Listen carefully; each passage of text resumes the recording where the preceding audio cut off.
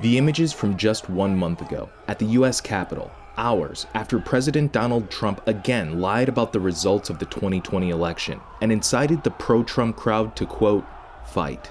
We had an election that was stolen from us. It was a landslide election. The mob stormed the Capitol and attacked in a deadly riot.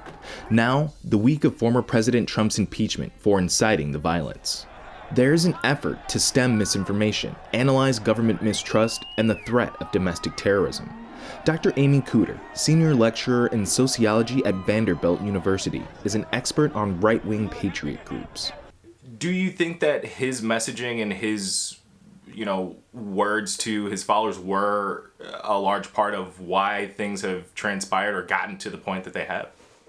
I think we absolutely have to consider that a large variable. Again, not for every single actor in this morass that we've seen develop, but it was very clear from the online chatter that groups were paying attention to him, taking that as a personal message. Were it not for his repeated messaging on that very topic, we would have seen a smaller presence on the Capitol.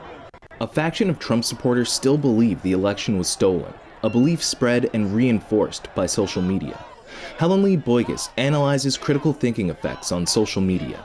Heavier use of social media demonstrated that those individuals actually had more susceptibility to not being able to identify disinformation. We got to stop this steal from happening because if we don't, nobody's ever going to vote again. It's very hard to differentiate between blogs, opinions, facts.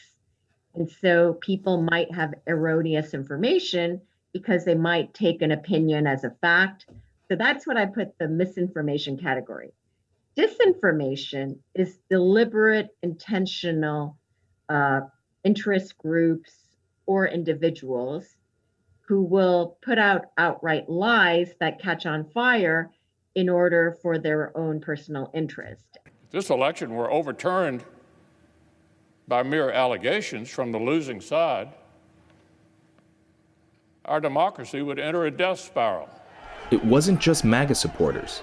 Militias and right-wing extremists were also at the Capitol willing and ready to commit violence for beliefs rooted in misogyny and white supremacy. We're talking about militias and even more extreme groups that we saw at the Capitol openly representing Nazi iconography, everything in between, is that they all feel like America as it should be, their ideal version of America, is gone. I have made the argument that the far right extremism problem in the United States is now the single biggest counterterrorism threat to the homeland. Javed Ali is a former senior director for counterterrorism at the National Security Council. Has eclipsed the foreign terrorist threat that I spent the majority of my career in government from 2002 to 2018 trying to help combat. Events even here in Michigan show that there is something happening in the country where people operating in some of these various beliefs, whether it's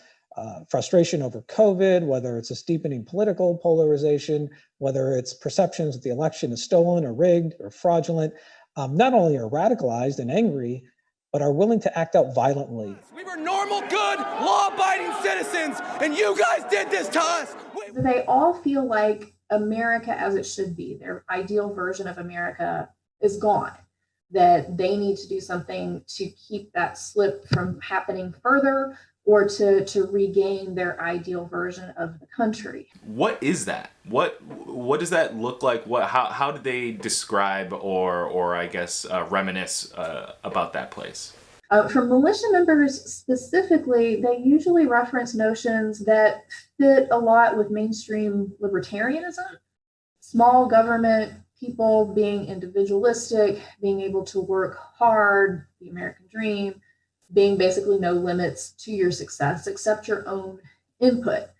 And of course, we've never really truly had that in this country, but that's the ideal vision.